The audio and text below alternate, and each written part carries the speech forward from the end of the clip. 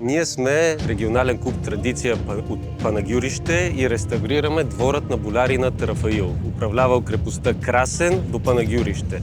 Крепостта е една от последните твърдини, паднала под османско робство в 1396 година. Интересното при болярина Рафаил е, че той, освен за бойни действия, е инвестирал много усилия в развитието на писмеността и културата.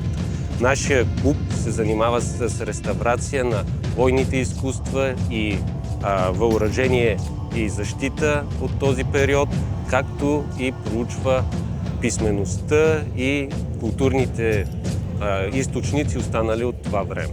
Участваме за 4-та година на фестивала Блясъка на Филипопол.